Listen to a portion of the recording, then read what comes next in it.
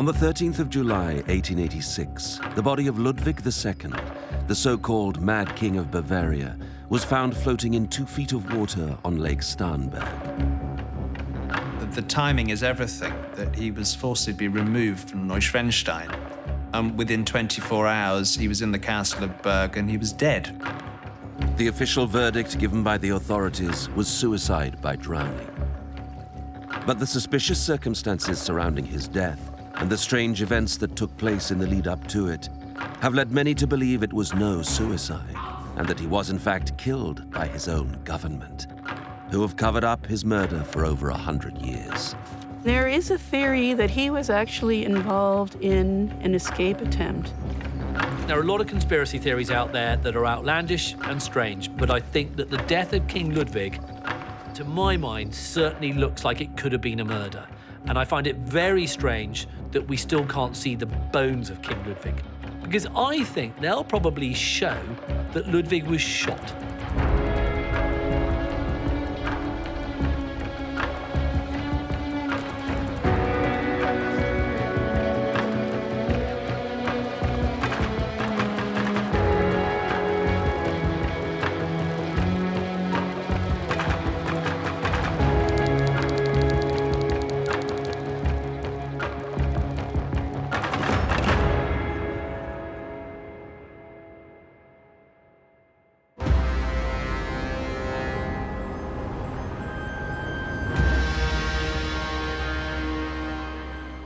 It's one of the most enduring mysteries in German history. A king loved by his people, but hated by his government.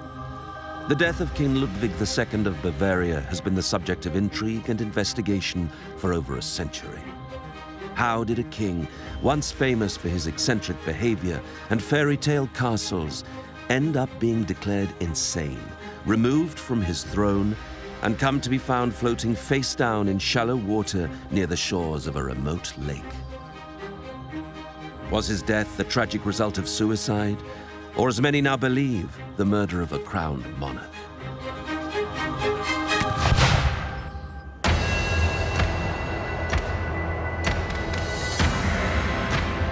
Today, King Ludwig II of Bavaria is responsible for some of the most famous and important landmarks in Germany. These castles and monuments bring in billions of euros worth of tourism to the country each year. But they are also the reason for Ludwig's downfall.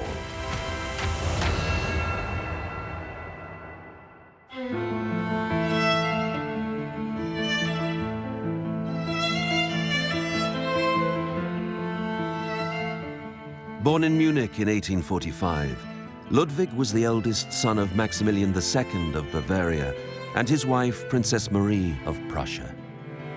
From the outset, Ludwig was constantly reminded of his royal duties to come. Knowing his son would one day be king, Maximilian put him into a strict regime of study and tutoring in the hope of molding him into a strong and capable ruler. He was certainly being prepared from a very early age to take up the mantle of king. And he was certainly drilled and regimented. He would get up at 6 o'clock in the morning to do homework and study. His whole day would be timetabled out right up until 8, 9 o'clock at night, by which time he had free time. But the rest of the time it would be spent in language, it would be spent in exercise, it would be spent in learning Latin and mathematics. So he was already being groomed, for want of a better word, for the moment when he would ascend to the throne, which happened a lot earlier than anyone was expecting.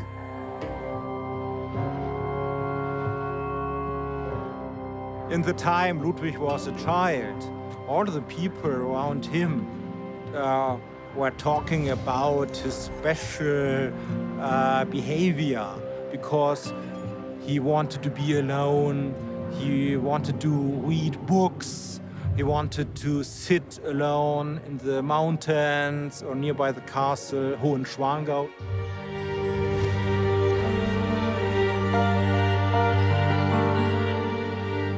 His childhood home was Castle Hohenschwangau, near the town of Fussen in modern-day Germany. Here, he would enjoy spending his time reading poetry, and discovering his love of classical music and opera. Even as a child, he would lock himself away from the outside world, a habit that would go on to be the main cause of his troubles in later life. John Whetstone is a historian of Bavarian culture, specializing in the life of King Ludwig II. He read a great deal and spent a lot of time more or less creating a world which he wanted to live in. World of romantic stories. They're old legends. And all these particular stories and myths are things that were deeply embedded in Ludwig. He was fascinated of German legends and fames from the Middle Ages, Lohengrin, Tannhäuser, die Nibelungen. For example, he loved the mountains. He loved walking in the mountains. He loved sleigh rides at night. He loved the open air. He loved the scenery of Bavaria. He loved the peasants and the farmers. He felt very much at home in this world. He was raised to be king from the beginning. He had absolutely no choice. And I believe he knew that it was a matter of time before he would become king. Ludwig was a very effete figure. He cut a very romantic air, and in fact, he would have been a far better poet or painter or musician, an artist, rather than a king. After a brief and unexpected illness, his father, Maximilian II, died in March of 1864. Ludwig, who had just turned 18, was crowned King of Bavaria shortly afterwards. I'm not sure that he wanted to be king in the sense of it was a dream realized. I think he was born to be king. He saw it as his destiny, and he took that destiny very seriously indeed. His model for being a king was Louis XIV, and he was intrigued by the fact that Louis is the French version of Ludwig. And so for him, the absolute monarch, the one who ruled by divine right, the one who says, I am the state, l'état c'est moi, that was the king Ludwig wanted to be. I think like any flamboyant character, ostensibly flamboyant character, King Ludwig was actually incredibly shy, a very solitary man, a very insecure man. I think probably above all else, he really enjoyed the pleasures of solitude. I think he liked being alone with his thoughts, with literature. He would read all night. As King of Bavaria, he had become a monarch at a time when kings were going seriously out of fashion. And so he sees the role of monarch as being something he literally has to play. So when he goes out in public, he kind of adopts this what he thinks is a very regal walk in which he sort of pushes one foot forward and the other foot forward. And of course, behind his back, all his subjects are kind of laughing at him because he looks a bit preposterous. He was described by the French poet Paul Verlaine as the last true king of Europe, and I think to an extent that is accurate. He was certainly the last true king of Bavaria as it had existed for a large part of the 19th century.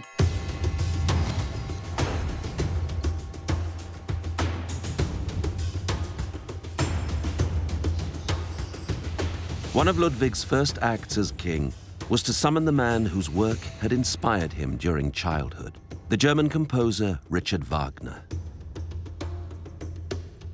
Ludwig had a lot of pet projects, and probably his most enduring pet project came in the form of Wagner, the composer Richard Wagner. And Wagner was a man who would spend a lot of money. He was often poor, impecunious, and desperately in need of assistance. And Ludwig saw Wagner and went, this man's music talks to me. I am the embodiment of the true Bavaria. And this whole mythological idea of the mountains and the forests and this great Teutonic myth is both encapsulated in Wagner's music and indeed in me, Ludwig. So it's a brilliant cultural fit for the two men. The works of Richard Wagner would go on to become one of the foremost sources of inspiration for Ludwig's future construction projects. The same construction projects that would eventually prove to be his downfall. And they became very intimate, but I think it was more of an avuncular relationship. In a way, King Ludwig was Wagner's muse. You know, the Ring Cycle would not have been written without King Ludwig of Bavaria. Wagner himself, when the Ring Cycle of operas is completed, actually says this would not have been possible without Ludwig II. When it was first performed, he made a speech at the front of the stage acknowledging Ludwig II as being not just the patron that made this possible, but I think also the kind of, he gave him the space, he gave him the freedom to create these great works. But while Ludwig paid close attention to building his cultural and artistic legacy, the Bavarian government were growing increasingly frustrated by his disinterest in the running of the country. They thought that marriage may settle the errant king and also provide an heir to the throne for the continuation of the dynasty. But finding a match wouldn't be easy. For all his charisma, I think he was profoundly reticent, profoundly shy. I think the role of the king weighed heavily upon him, so he was very formal, even with close friends. So I think it was very difficult for him to have emotional, physical relationships with anyone. Es besteht kein Zweifel, dass der König homosexuell war.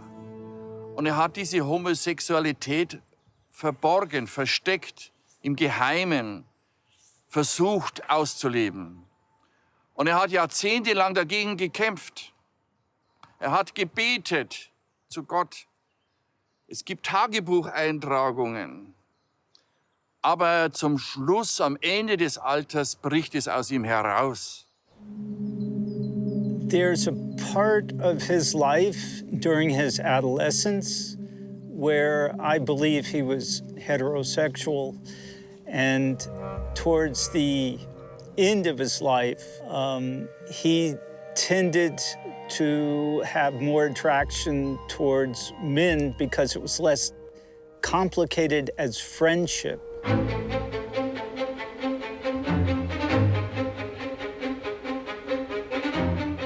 It was soon noticed that Ludwig was not going to be a conventional monarch. He paid little attention to the usual mundane matters of government.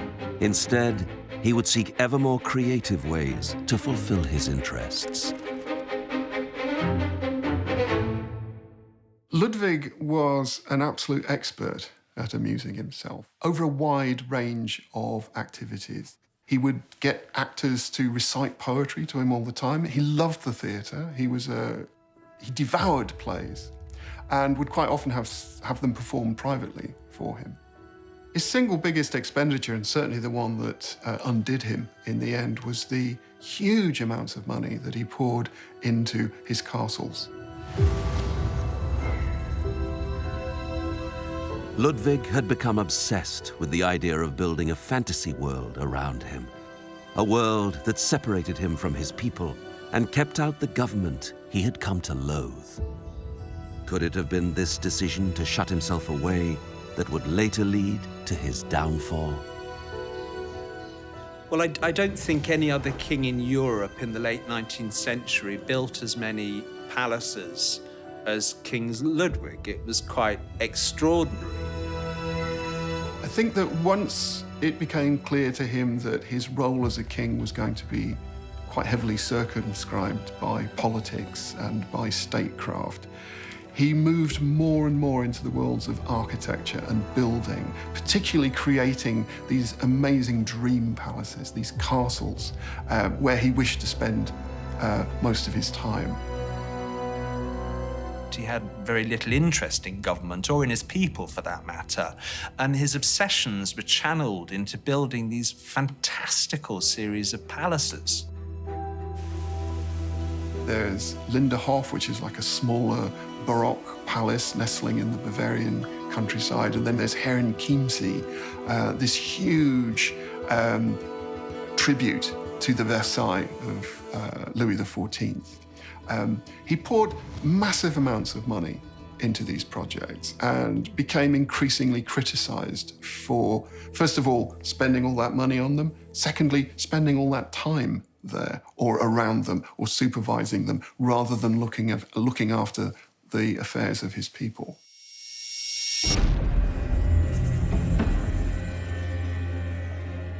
Probably his most famous architectural endeavor was Neuschwanstein Castle. Nestled on a rugged hilltop in the Schwangau region of Germany, it's a living testament to his artistic, extravagant, and expensive taste. Well, Neuschwanstein Castle was an homage to Wagner and to the Grail legends and the medieval era. It was so fantastical that Walt Disney based the Sleeping Beauty castle on Neuschwanstein.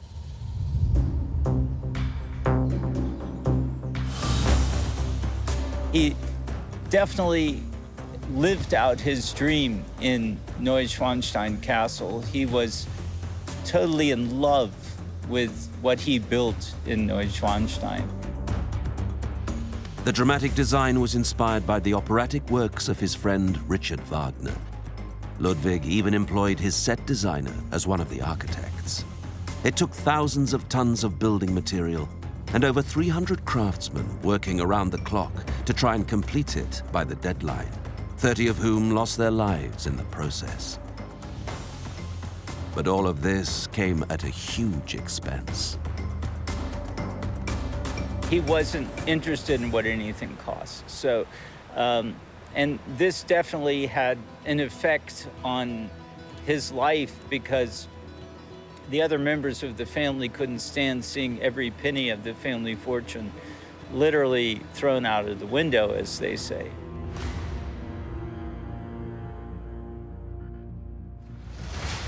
Ludwig's uncle, Luitpold von Bayern, had spent years begrudgingly standing in for his nephew at official state occasions, while Ludwig spent his time plundering the family wealth. Could it be this continued frustration that would later lead to his involvement in a plot against the errant king? Well, King Ludwig initially funded his building projects, his palaces, with sovereign wealth, but when that was exhausted, he turned to moneylenders in Europe. And when that was exhausted, it became very problematic. By 1885, Bavaria was on the brink of a financial fallout.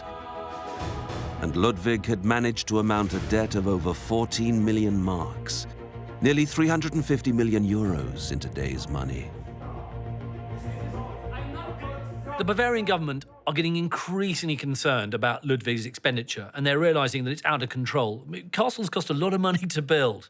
They're not cheap building projects. The Bavarian Prime Minister Johann von Lutz urged Ludwig to economize, but rather than curb his spending, Ludwig made plans for even more elaborate and decorative construction projects. When von Lutz demanded he cease with any further building work, Ludwig threatened to dismiss the entire government.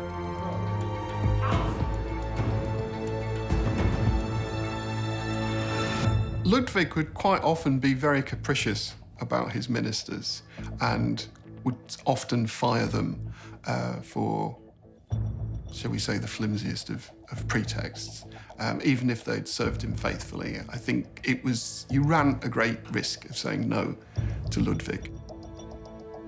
You are now running into serious open hostility between the royal household and the political world, and these two are going to keep clashing. Under the law of the Bavarian constitution, the king had the right to fire his ministers and install a new government of his choosing. But there was also another law. If it could be proven that the king was not mentally fit to rule, he too could be removed from power. Both the Bavarian government and Ludwig have an ace up their sleeve. Now, the Bavarian government's ace is the ability, if they can get Ludwig declared mad, they can depose him. However, Ludwig too has an ace, and he has the power to get rid of the government. Now, that's obviously not something you can do lightly. He knows he can't just play it straight away. So it's now going to be a case of who's going to blink first. Is it the government or is it Ludwig?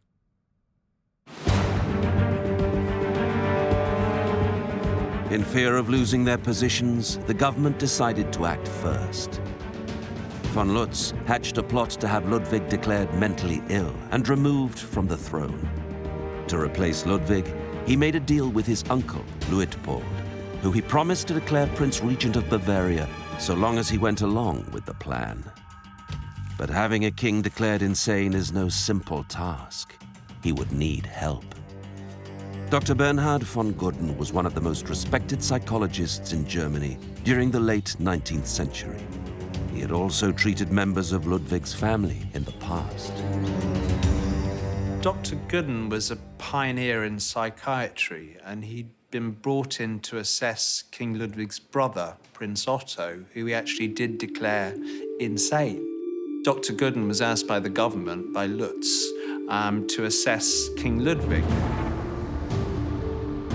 He was recruited by a combination of the parliament and the family to make a decision on Ludwig's stability or instability to rule as king.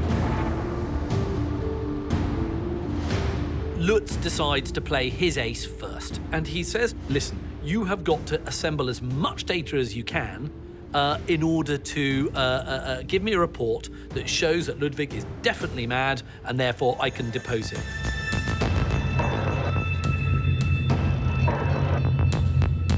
But Gudden had a problem.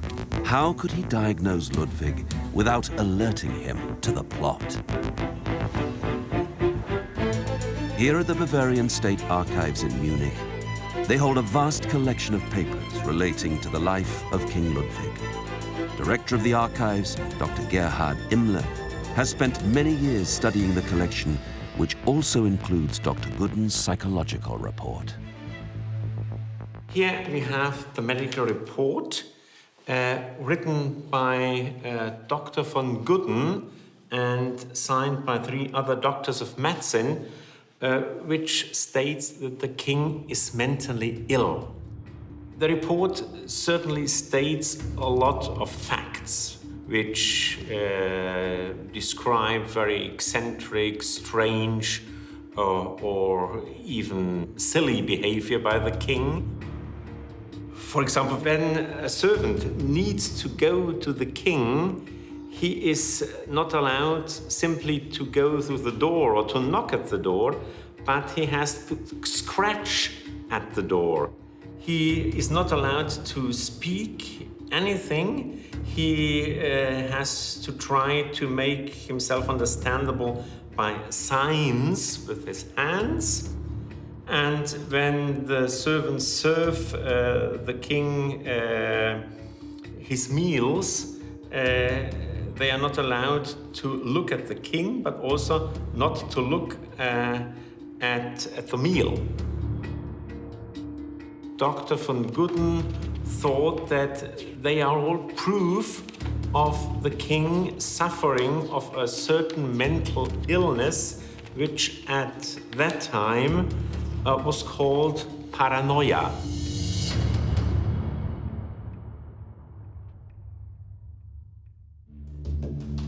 But how could Gudden diagnose Ludwig with such a serious condition without even meeting him?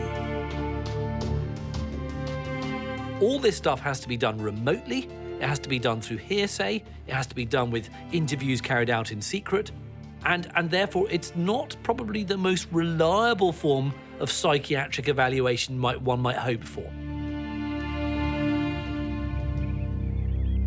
Gudden legitimated this method of compiling a medical report without seeing the patient by the fact that the king lived an extremely recluse life. Naturally, there are a lot of symptoms which are correctly described as very eccentric behavior, and therefore modern psychiatrists say that, well, it was not paranoia, it was not paranoid schizophrenia, but the king really suffered from a quite severe personality disorder. He had given the government the ammunition they needed to have Ludwig declared insane. But was Gooden's report fair and unbiased? Was Ludwig actually mentally ill? Es gibt verschiedene Meinungen. Die einen sagen, er war verrückt im Sinne einer Paranoia. Das haben die Mediziner festgestellt, 1886. Aber heute neigt man eher dazu, zu sagen, der König war seelisch gestört, nicht geistesgestört. I think that Ludwig was eccentric. I think that his behaviour was well within the realms of acceptable human behaviour. I think that he was just a somewhat unusual figure. But, being unusual does not see you condemned to an insane asylum.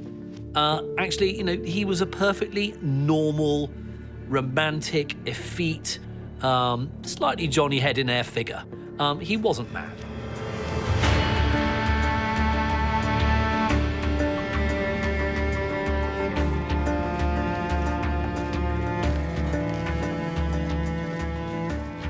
Ludwig clearly did not think he was insane when he was taken into custody. But one of the things that his supporters were frustrated with is that he was not really coming up with a plan to defend himself. I think he was a little bit frozen in indecision. Some people have claimed that his lack of action was a sign of his mental instability. But a recently discovered letter now in the possession of the Bavarian State Archives is said to be the last letter ever written by Ludwig. It shows that far from him being indifferent to the situation, Ludwig was well aware of the plot and was actively trying to stop it. About 1 year ago, this archive was able to acquire Ludwig's probably last letter he wrote in his life. We have it here. He wrote this letter to his cousin, Prince Ludwig Ferdinand, to whom he had a quite friendly relationship. Zwingen nach Linderhof zu fahren, offenbar mich dort gefangen zu halten. Most beloved cousin, forgive the bad scripture, I am writing this in haste. Today, I found myself confronted by 2 of my ministers who tried to obtain my abdication. This is a most disreputable conspiracy. Who is behind this, I don't know, but I presume it to be Prince Luitpold. Keep all of this temporarily to yourself, but please endeavour to find out what you can from the people you trust. I have heard the rumours of my sickness. These are falsities, solicited from people by way of payment, and not one word is true. We must shine a light on this. With rock-solid trust and deep love, your cousin, Ludwig. He asks him to explore the situation in Munich and to inform him who else is a member of the conspiracy the king perceives which is going on against him. So this letter shows that when the king wrote it, he was in a quite clear state of mind. But help never came. After a short standoff, Ludwig gave himself up to the government and was taken into custody. As per his agreement with the government, Luitpold was made Prince Regent to rule in his nephew's absence. Ludwig was shocked. He staggered. He nearly fainted. He thought that this moment was still a long way off. He thought he still had cards to play.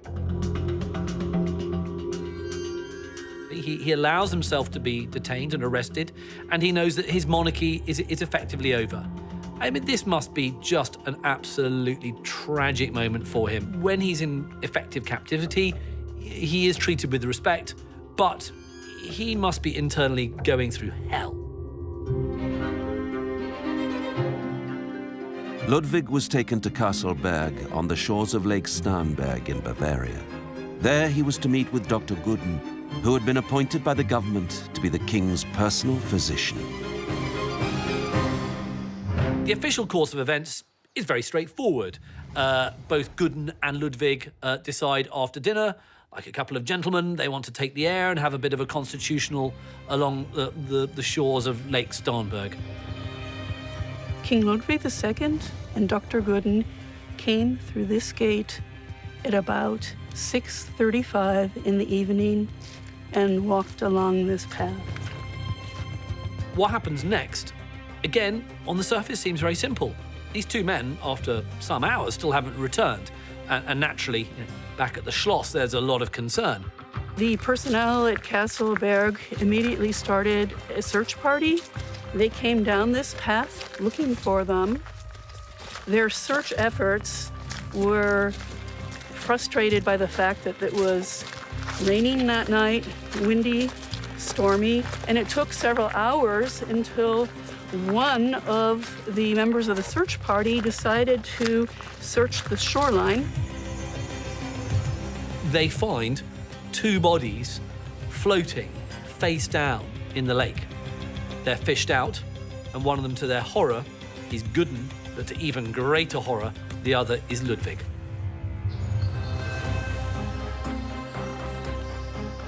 For over 100 years, debate has raged about exactly what had happened on that fateful walk along the lake, with many suspecting that Ludwig had been the victim of foul play. I think when we're assessing King Ludwig's death, the timing is everything, that he was forcibly removed from Neuschwanstein. Within 24 hours, he was in the castle of Berg and he was dead. To my mind, it's incredibly strange that two perfectly healthy grown men can go for a walk along a lake after supper and yet end up face down, dead, drowned.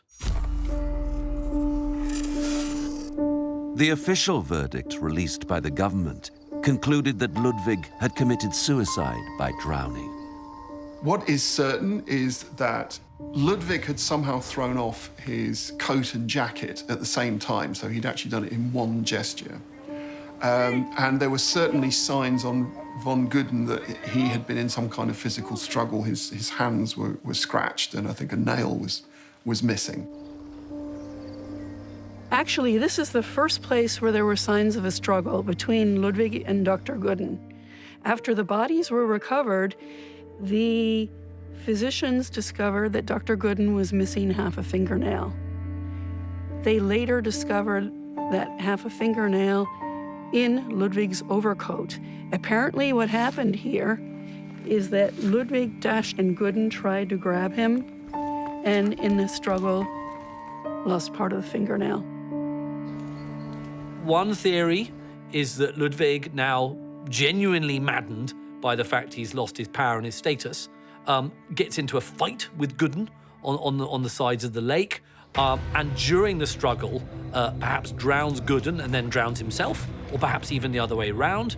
And that is what the official inquiry will suggest.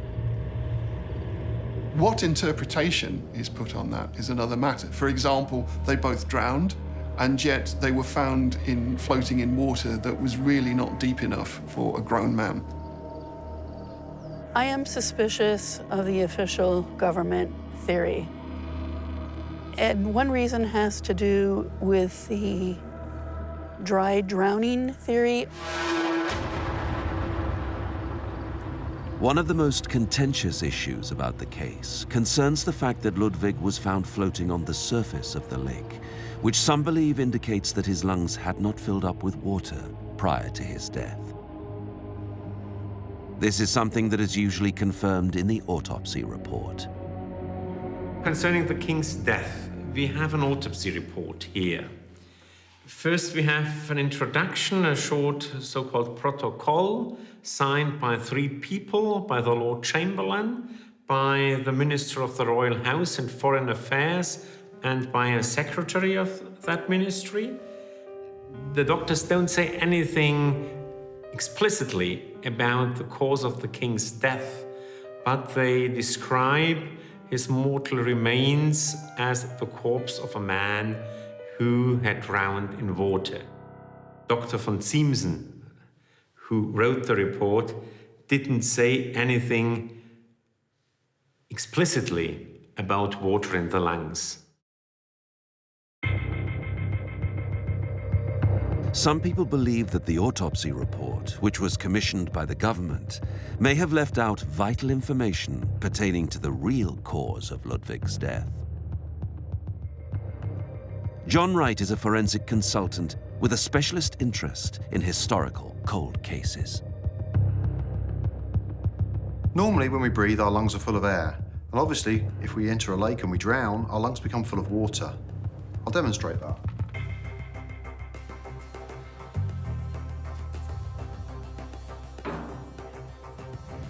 A balloon full of air symbolises a lung full of air. If we place it in the water, it floats. When we drown, and our lungs are filled with water, and the two large air sacs that we have in our body become dead weights. The balloon full of water sinks slowly to the bottom.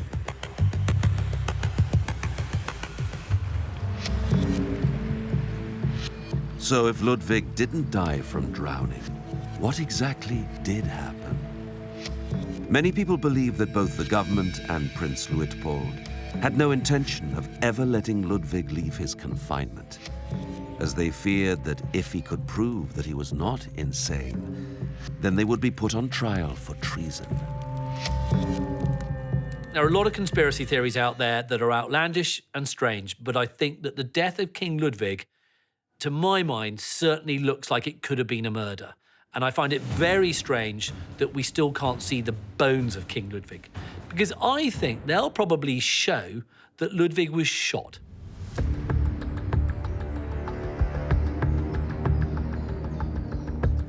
There was a fisherman living in the town of Berg here, on the other side of the Castle Berg. And there is a theory that he was actually involved in an escape attempt. Jakob Liddell was Ludwig's personal fisherman working on Lake Sternberg. He is alleged to have left behind a written account of what happened that day. After Ludwig's death, he never talked about what happened that night. There's some evidence that Jakob Liddell confided in his diary, and he wrote that he was waiting in a boat for King Ludwig, and as Ludwig approached his boat and was climbing in, was shot in the back by the armed guards.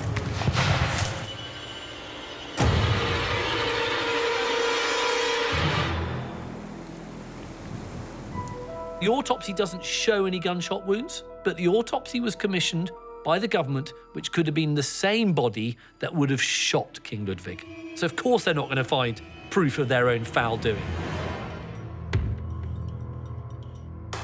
In 2007, the Bavarian art historian Siegfried Wichmann came forward with a sketch by the 19th century German artist Hermann Kaulbach. Wichmann claimed that the subject of the drawing was none other than King Ludwig himself, and it was made just moments after his death. Interestingly, it appears to show blood oozing from the subject's mouth. If this is a picture of Ludwig, and this is blood, this could very well indicate internal injury or internal trauma. However, this may well be another individual. It's very unreliable evidence, and these shadows could be anything from pencil marks to shadows on the drawing. Many experts disagree on whether the person depicted in the sketch really is King Ludwig. And with little known about its origins, it is hardly solid proof.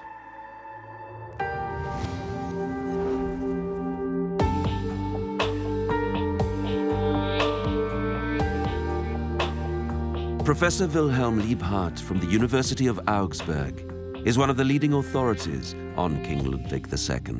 He has a theory that instead of the king being the victim, he was in fact the murderer. Wollte tatsächlich fliehen, aber Dr. Gutten will ihn festhalten, zieht an ihm, festhalten. Professor Liebhardt believes that a struggle broke out as Dr. Gooden tried to prevent Ludwig from escaping. But things turned violent, and in a fit of rage, Ludwig killed the man who had caused him to be removed from his throne. Horrified at what he had done, Ludwig decided not to flee. Instead, he walked out into the lake and took his own life. Er hat einen Menschen getötet. He murdered. He was a murderer. Should we simply accept the official verdict given by the government? With so much conflicting information and so many unknowns, will we ever really know what happened that day by the lake? Or will Ludwig remain in death, much as he did in life, a mystery? I doubt that we will ever find out what happened to him. And that's why I think this is Germany's greatest unsolved mystery.